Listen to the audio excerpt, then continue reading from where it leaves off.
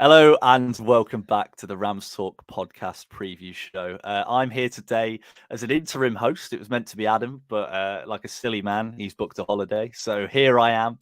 And I'm joined by a man who knows everything there is to know about Portsmouth. He's called Tom. He's from 4-0 Written All Over It, but he's also from a podcast too. You do too many things, mate. How are you, Tom? I'm very well, mate. Thank you for having me. I know it wouldn't normally be you, but you're right. He's off on his holidays, isn't he? So he's delegated this one to. Well, you're the main man in charge, though, I aren't am. you? So I am. there we go. So speaking to the boss tonight, I'm all good. I'm looking forward to Saturday, mate. What about you? You Oh. probably more than I am, or are we both looking forward to I it don't as know. equally I as? don't know. I think it's gonna be one of them where, like every derby game, we've got to take it as it is. So yeah, we'll see. But I'm good, thank you. First question to you. I mean, it's an obvious one. I've just been looking through your stats, and your defensive stats look incredible.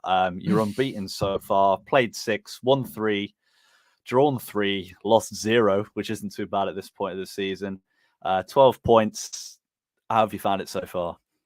So what this will probably tell you everything you need to know. But if we remain unbeaten at Pride Park on Saturday, that'll make it 10 unbeaten on the spin on the road in League One for Pompey. Wow. So obviously from a sort of carryover from last season, but it's and it's something that's actually Pompey fans have kind of gone, oh well, it's all well and good being unbeaten, but can you actually get enough wins in there? Because it's, if you think about it, if you win a few and then lose a few, it's actually probably better off than draw, occasional win, etc.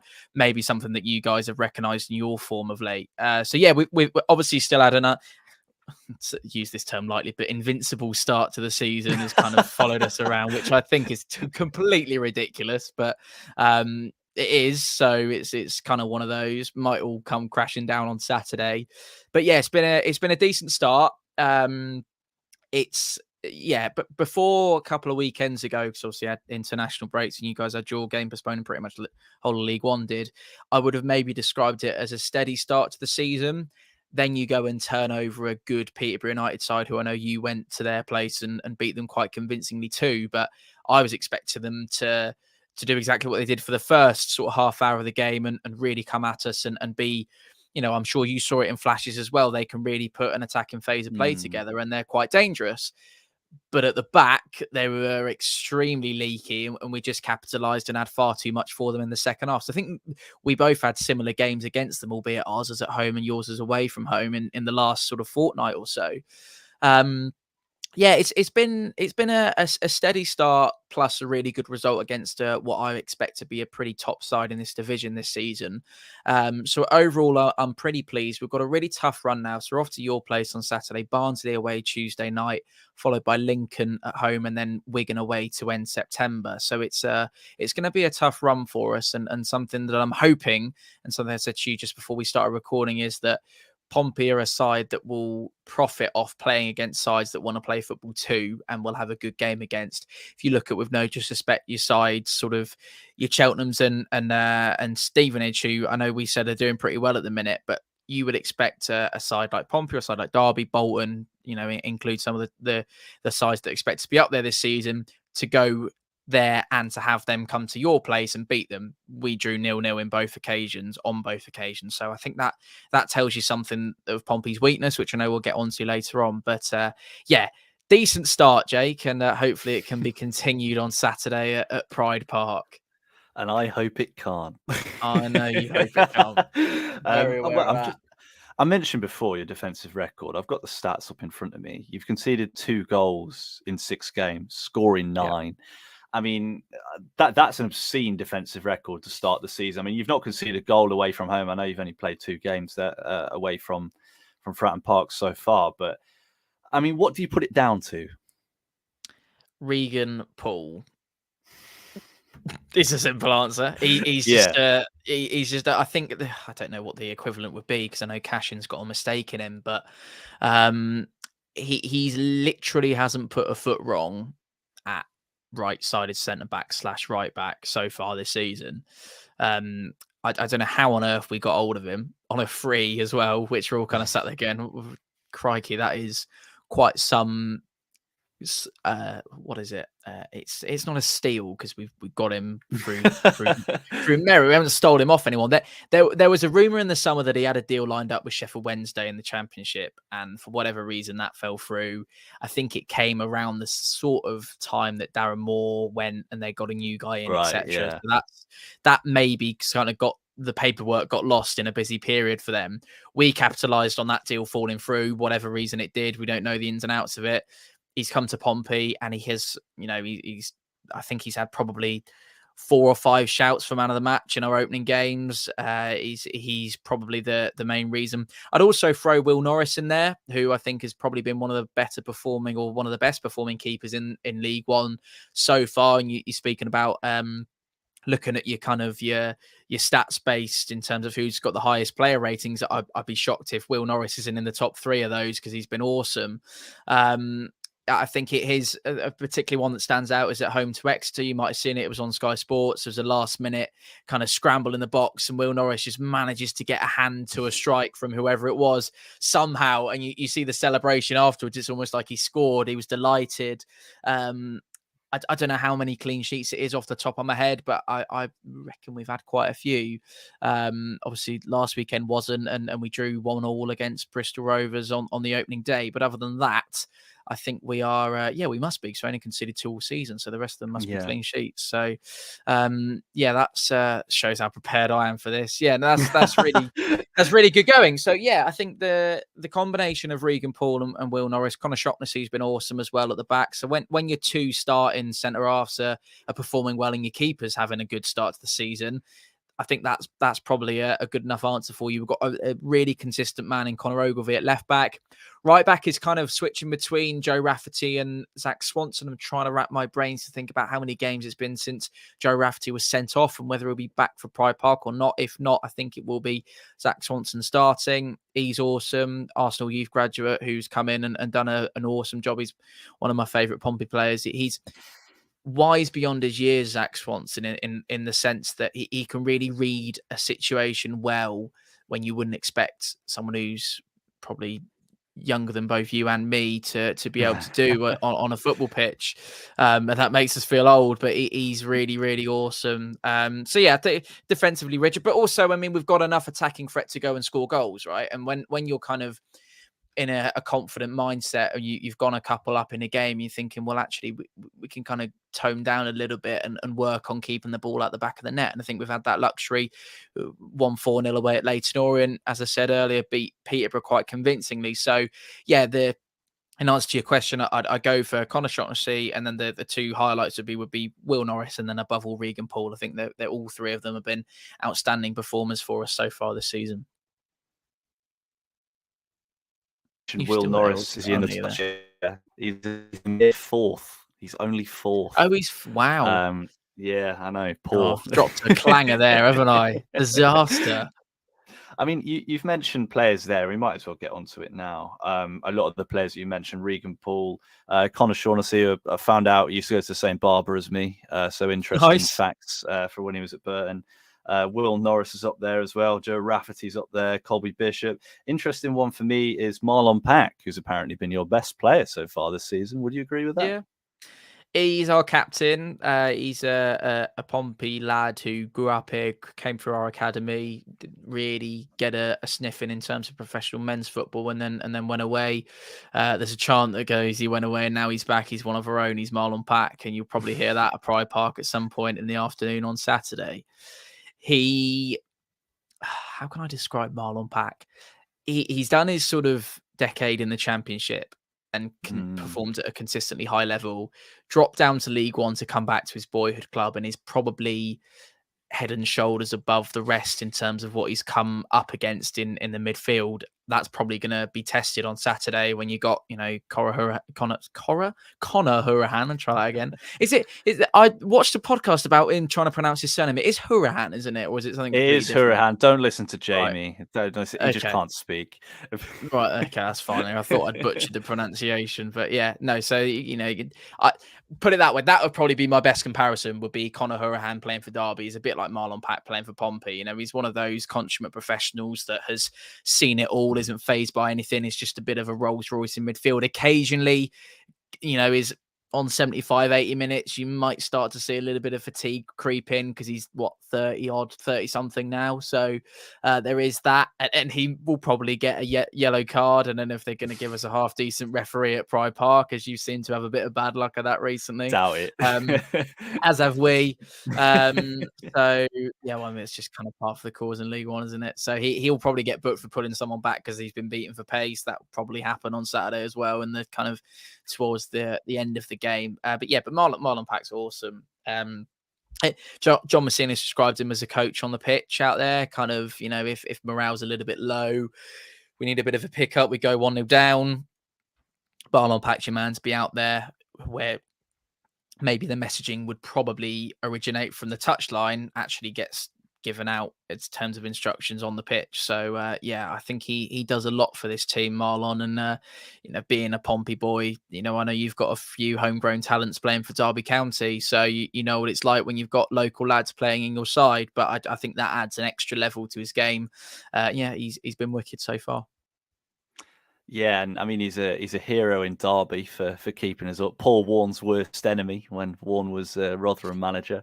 He scored that late goal, which relegated Rotherham and kept Derby in the Championship. And I think without it, we probably wouldn't be having this conversation right now. So very grateful for him. But I hope he has a stinker on Saturday, which would be nice. It doesn't look like it's coming, looking at the way he's been playing.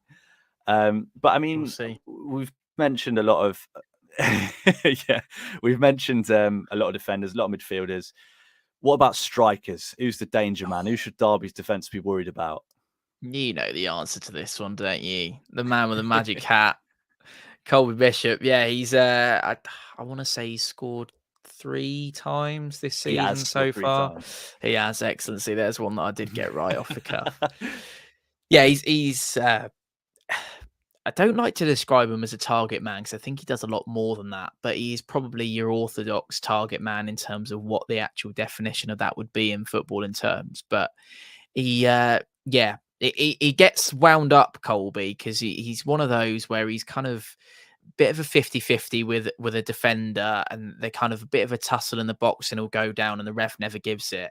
And then when he did get his goal against Posh last weekend, and if you saw his celebration, but he just saw the defender was on the floor when he nodded it in, he just screamed in his face, and it's just and then he goes and sort of gives it one to the referee, David Rock, on the day, who obviously wasn't giving him anything. He was obviously the man that got us the goal at Pride Park last time, and that's a nice little segue into what I hope is maybe the next part of the show where we talk about previous meetings. But he's with his head. I think you would struggle to find a better aerially dominant striker in League One. I genuinely think he's that good. He scored 20 league goals last season, 25 in all competitions. And with the supplement of Cassini Yengi, who I happen to know is back out on the training pitch, whether he'll be in contention for Saturday is another question. Twin that with Christian Sadie, who you're asking about danger men. I'd probably go between the two of them, and I'd expect both of them to start on Saturday.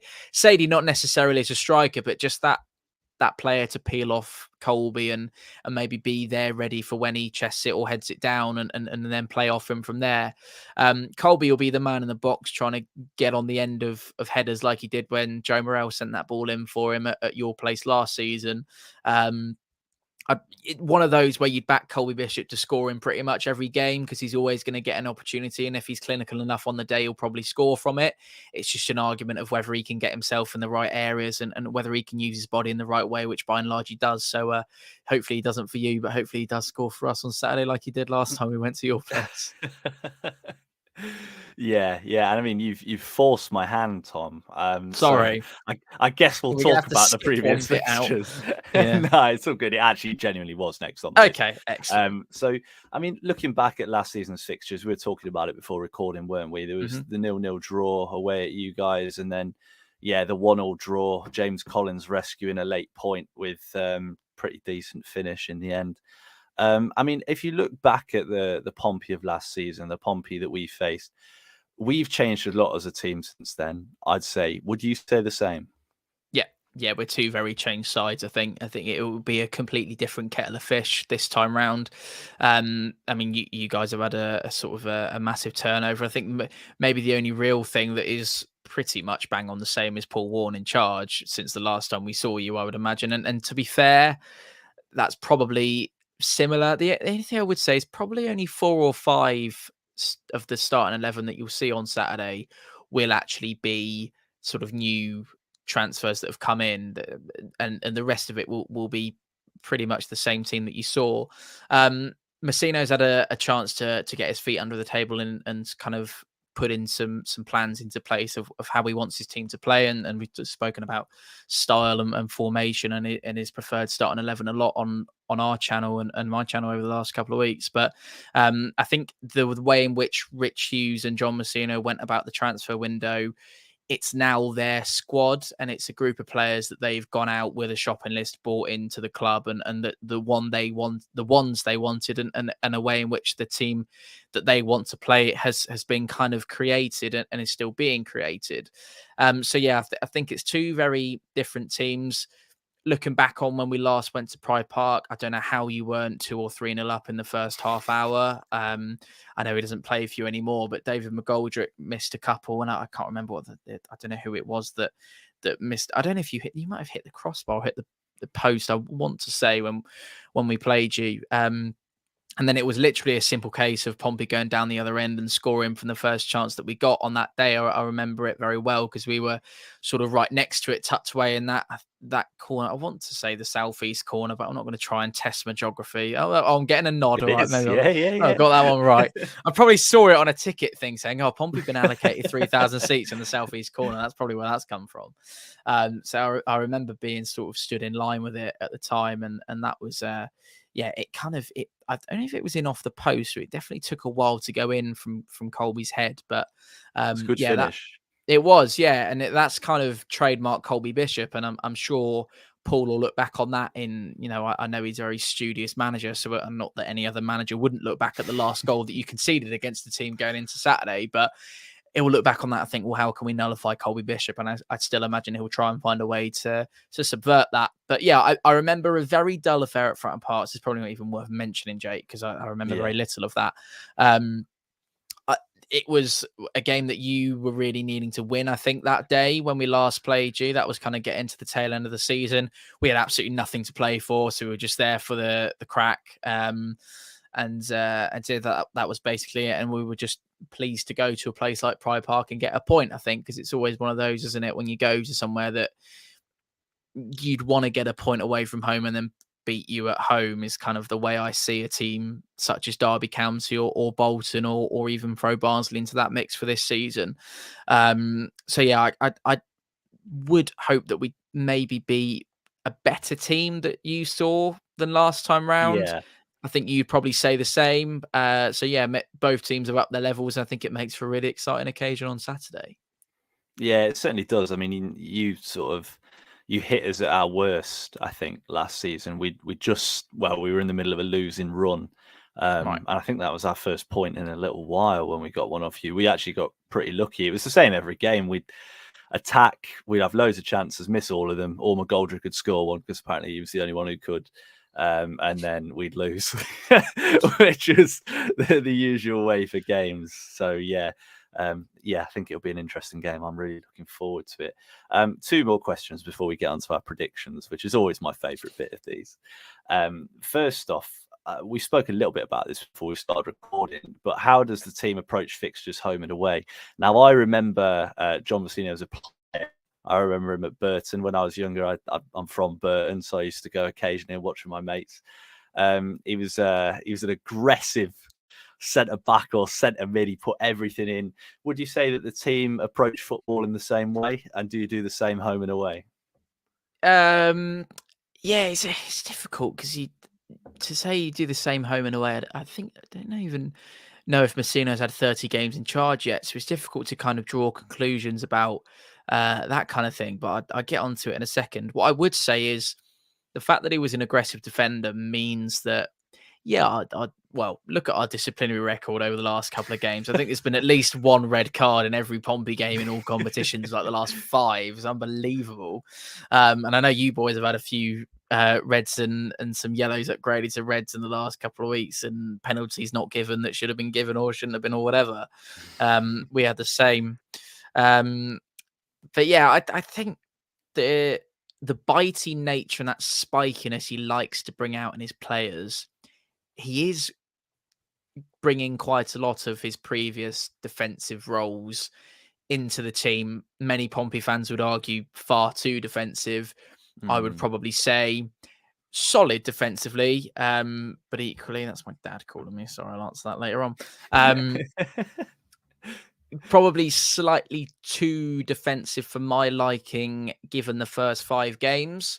You look, oh, it's great to only concede 2. And you're looking at that from an external point of view as an opposition fan on paper, thinking, oh, Pompey are going to be tough to score against. But yeah, I think from our point of view, it's probably, or maybe we're being a little bit too not respectful to the opposition, because you've got to have that in football. But you maybe, it's difficult, isn't it? You don't want to be conceding. And that's quite a key area of the game to get right. And if you're defensively solid, you've probably, you're 2/3 of the way there to winning a football game, but you have to be aggressive offensively as well. And I think with the likes of Colby Bishop, and yes, you talking about missing chances, we've certainly missed a few that we could have scored. Away from home, go on the record, we have a 4-0 win at Leyton Orient and a 0-0 draw to Stevenage so far this season. There's really an awful lot to kind of draw into. Leyton Orient absolutely fell apart, and we were probably a little bit fortunate to be 2-0 up at half time and then just kind of had far too much for them in the second half.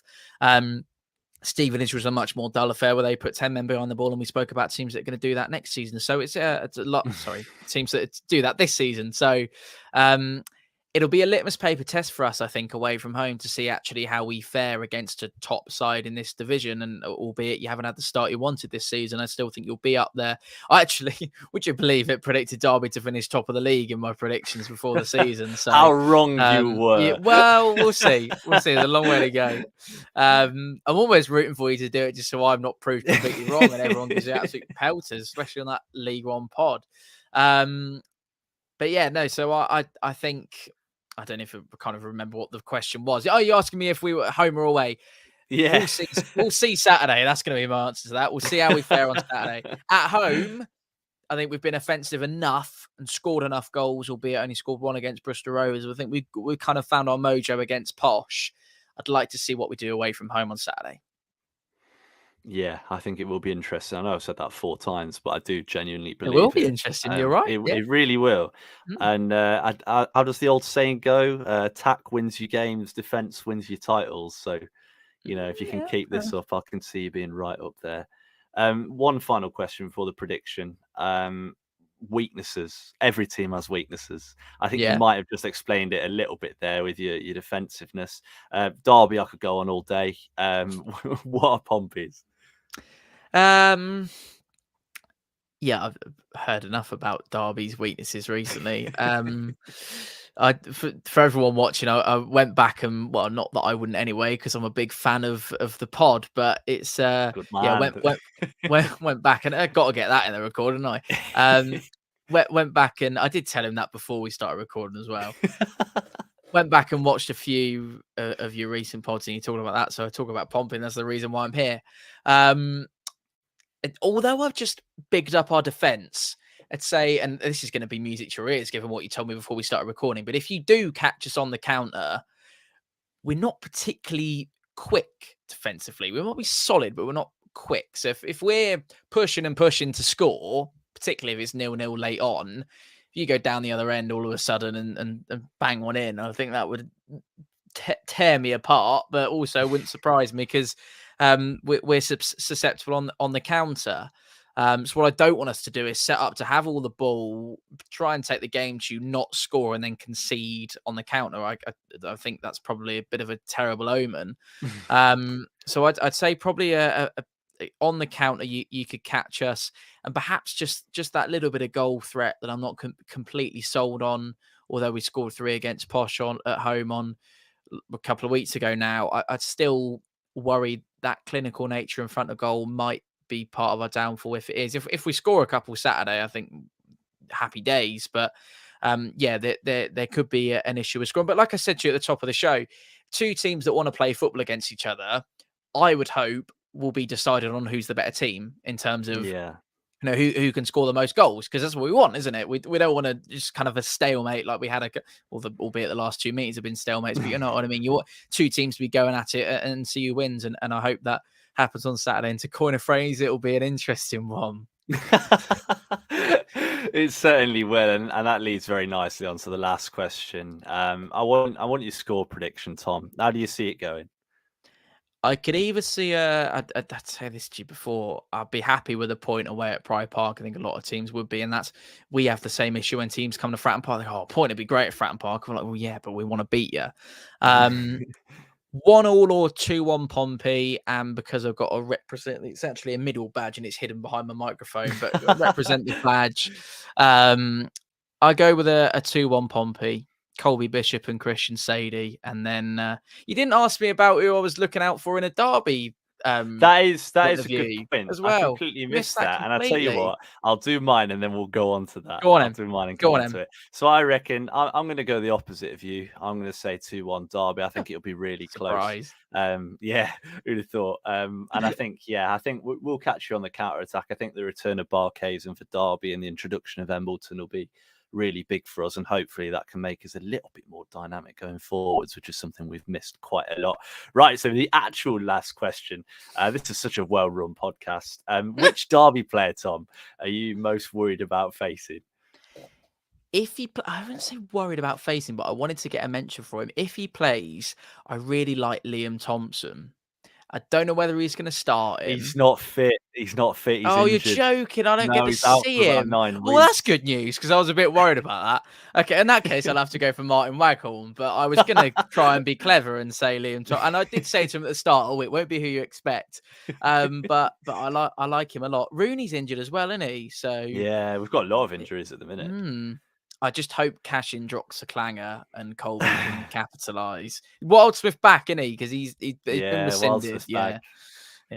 Okay. Yeah. Okay. I'll have to go for Martin. Well, that's a really boring answer, though, isn't it? It really is. Well, he is the danger man.